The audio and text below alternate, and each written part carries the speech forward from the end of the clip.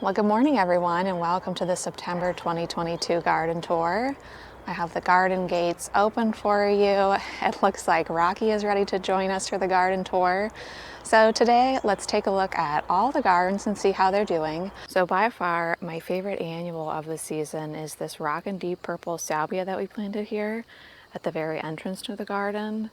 It's just absolutely covered in bees every morning, and this is my hummingbird's favorite stop along his or her journey. Oh my goodness, the hummingbird. Oh my goodness. Oh, did I get her? I'll have to review the footage and see. I could hear her. You know, she zooms by and I can hear her for a split second, but maybe we'll see her again along the journey. We have the obedient plant in bloom, just absolutely gorgeous. And also this raspberry cream gomphrena is making me so happy this year. I really love it and I'll definitely grow it again in the years to come. So let's go ahead and travel down the main flower walk together. My intention was to wait about one more week to film this tour, but I looked at the weather this morning and it says that hail is on the way. So I thought, you know, despite the grass seed and some things not being in full bloom, I better get out here and film a tour just in case this hailstorm is really bad. So you can see here we have a lot of different textures and colors going on. I'm really happy with this little pocket in the garden. We have the diamond head elephant ear, which is definitely my favorite bulb of the year. It's funny that my favorite bulb of the year doesn't flower, but it just brings such wonderful texture to the garden. The mahogany splendor hibiscus that I grew from a leaf cutting did not get very big at all. So it was successful, but probably not so practical when the seeds are so easy to start inside. I have a variegated euonymus down there, and I put this diamond head elephant ear kind of in the center, and I guess I smothered it a bit because it didn't get as big as the others. Now here we arrive at some seed dahlias. And these seed dahlias just bring in so many wonderful pollinators, and they're all so incredibly tall. Most of them are at least 5 feet tall. Some are even bordering 7 feet tall. I'm not really sure that I would keep any of the tubers from these seed dahlias, but I think seed dahlias are really worth growing just for the fun surprise that you get as each one blooms. So we'll take a close look at each seed dahlia as we move through the garden, because the September garden is definitely about dahlias. And I'm really having a thing for red this year. I think, you know, it's probably a lot of me watching Gardener's World and really loving Monty Don's jewel garden. And I'm trying to bring in more of the jewel tones into my garden. Here's another seed dahlia. Beautiful pure pink on this, with a lemon center. Bees are just absolutely adoring this. I tried cutting it. It lasted about 5 days, and then it was so funny. The heads just popped right off. Here's another seed dahlia. And I think it was because of this seed dahlia that I wanted to add more red into the garden. I just thought it was so beautiful, and it did remind me of Monty Don's garden. Here we have another seed dahlia. This dahlia is producing the tiniest flowers that I've ever seen. Very dainty, almost the size of Coreopsis. That's how small they are. But it is covered in blooms and really nice dark foliage on that one. I showed you this the other day. I had uncovered a new view from the garage window. There's the window right there. And this crepe myrtle I think I got for about $2 because my girlfriend said they came in unmarked. She didn't know how tall they would get, so she sold them to me for $2. And there's another one over in the hydrangea room. Amazing texture and cones on the Japanese cedar. This looks so beautiful in the winter. My all-time favorite evergreen. Lamb's ear down there to the left side of your screen. So let's continue on. Here we arrive at some beautiful dahlias. One of my favorite purple dahlias here is Diva. Almost a red purple, just beautiful. More seed dahlias here. I love this one so much. I might go ahead and dig this tuber. It's just so beautiful. More creme de cassis dahlia mixed in with the limelight, just sneaking its head sweetly out of the foliage there. Gara has given me at least 3 flushes of blooms this year, and I haven't cut it back at all. But here we arrive at my grandma's garden, which needs some more work. It is getting there, but I think it's many years in the making. But there's her chair back there, and her chair looks onto Hummingbird Way. But I want to show you some really beautiful dahlias back here. So more Diva, and Diva gets pretty big. So there's one that's kind of going over. Here's Lifestyle just starting. And here's Lifestyle a little bit further on. Gorgeous. Here we have my dahlias that are for cutting. Labyrinth is really showing off this year, and it's just absolutely gorgeous.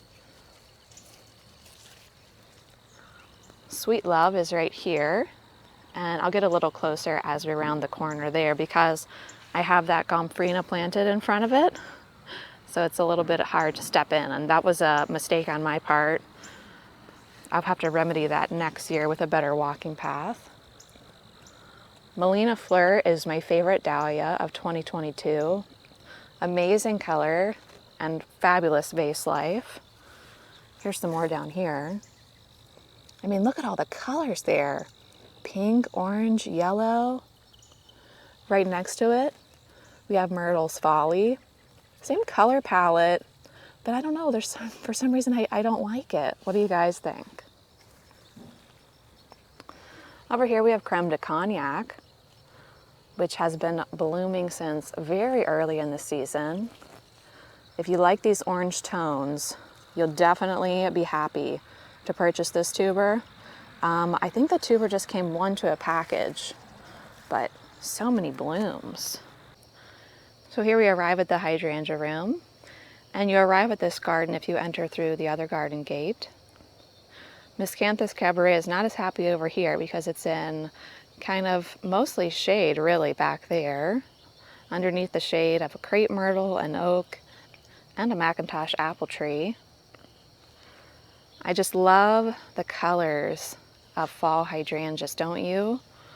Gorgeous limetta there on the right hand of your screen.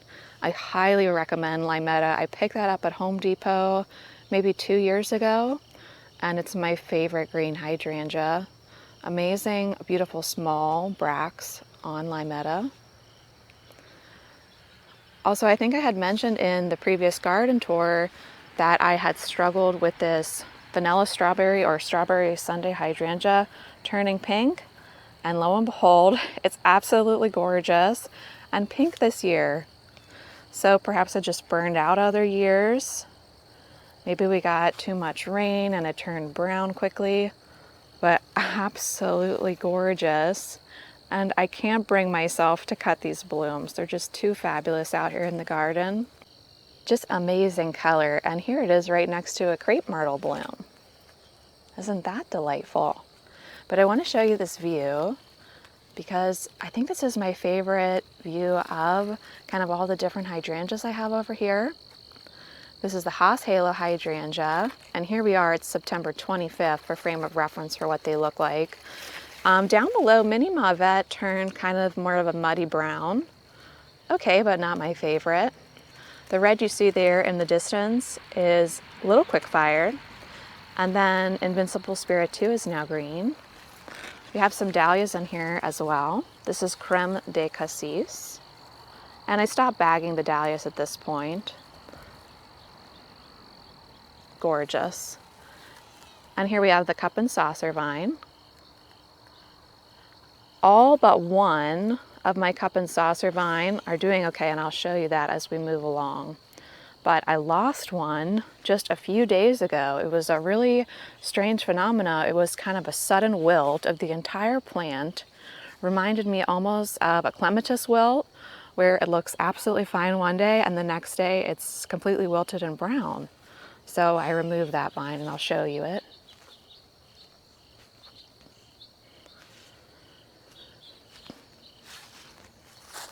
I have another salvia in here, and if I can find the tag, I'll share the name with you.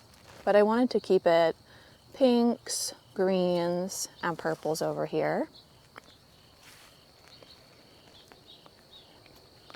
So magical to travel through these arbors, and it was really sad to lose the one on this last arbor, but it was glorious for a while, and I can see the potential for next year. So much fun. So year one for the hydrangea room is in the books, and we'll see how it looks next year. Well, friends, it's about 5 days later. Now it's the last day in September. I have honestly tried to record this garden about 5 or 6 times. It's just kind of so loud over here in the driveway garden that I want to at least try to capture it for you without too much noise, but I hope you'll bear with me because I think it's now or never, and we definitely will hear some cars in the background. But over here we have another Kusa dogwood tree. These Kusa berries are edible. This one's not quite ripe yet. They do have lots and lots of seeds inside and kind of a mealy texture, but they are quite delicious. Now, if you're watching my garden for the first time, just so you know, this is basically a brand new area. When we first moved in, we had a lot of diseased plum trees and a few diseased apples in here. We took those out, and this is where I grew all my pro-cut sunflowers the first few years. And I've started to transition this area over into what I hope feels like a floriferous park. So mainly what we have in this area so far is a lot of deciduous shrubs that are good for cutting. They're all pretty much in their infancy at this point. I don't think I have any shrub in this area that is over 3 years old. Most of them are only 2 years old. But I'm excited to just see this garden develop and grow along with it. And this garden fills in with a lot of lilies in late June, early July. And so what I want to focus on moving forward is a lot of native perennials. But taking a look at the shrubs that are in this garden, so sorry about the traffic, we have this pinky winky hydrangea, which is one of my favorite panicle hydrangeas. We also have in here one of my favorite dahlias. We stored these dahlia tubers together last season, and this is Cornell. I feel that Cornell has a longer vase life than any other dahlia that I've ever worked with, and it even lasts out of water for about 24 hours.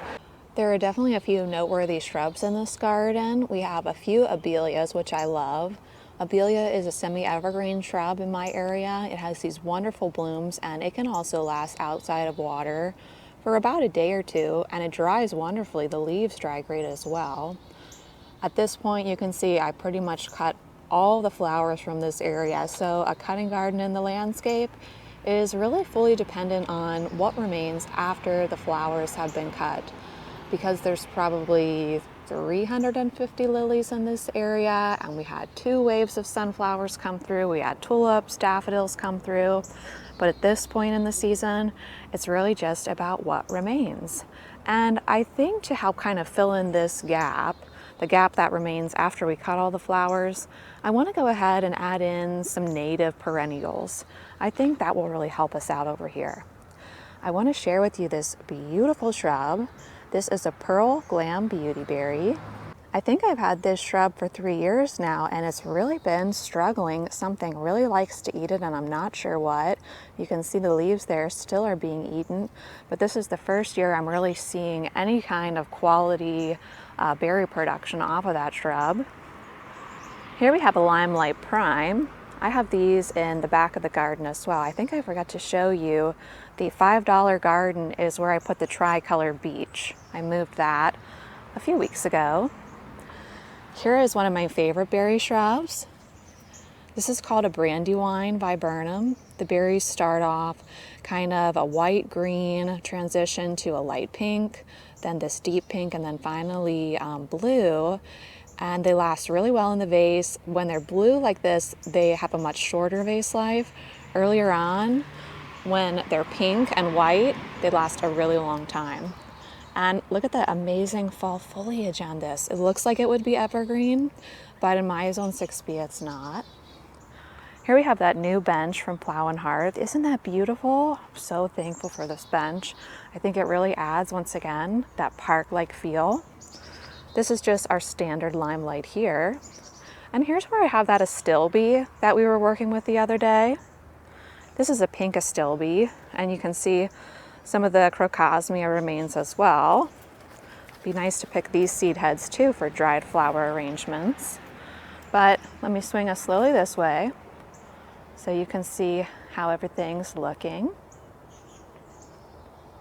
And where I have this little red bench that my husband got me is where we had the tricolor beech. And I had thought very strongly about just replacing the tricolor beech with another tree, but I think it will cut off my view to the Coosa dogwood, which I love so much. So I think I'm just gonna keep this front area low, fill it up with native perennials, plus cut flowers like we always do.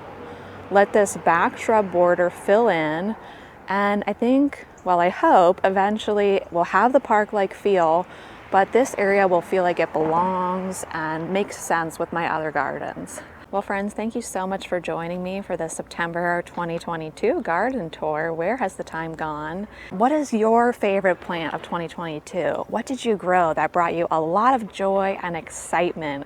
And maybe it's something that you feel like, oh, and there's the train. And what is something that has really brought you an incredible amount of joy this year?